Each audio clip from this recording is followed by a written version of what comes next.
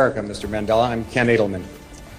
Those of us who share your struggle for human rights and against apartheid have been somewhat disappointed by the models of human rights that you have held up since being released in jail.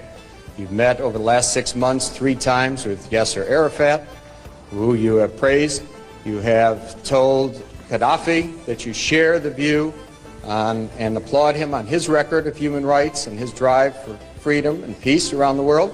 And you have praised Fidel Castro as a leader of human rights and said that Cuba was one of the countries that's head and shoulders above all other countries in human rights, despite the fact that documents at the United Nations and elsewhere show that Cuba is one of the worst. I was just wondering, are these your models of leaders of human rights? And if so, would you want a Gaddafi or an Arafat or a Castro to be a future president of South Africa?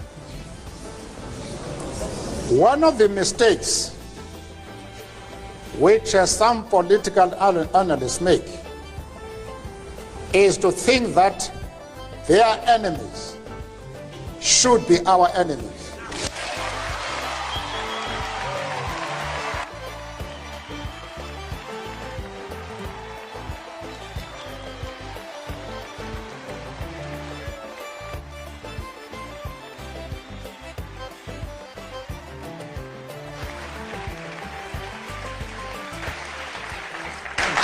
Yasser Arafat,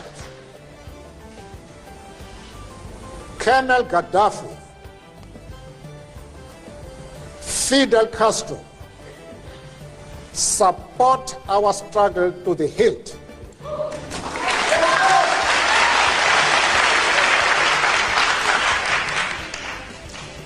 There is no reason whatsoever why we should have any hesitation about hailing their commitment to human rights as they are being demanded in South Africa. Our attitude is based solely on the fact that they fully support the anti-apartheid struggle. They do not support it only in rhetoric. They are placing resources at our disposal for us to win this fight.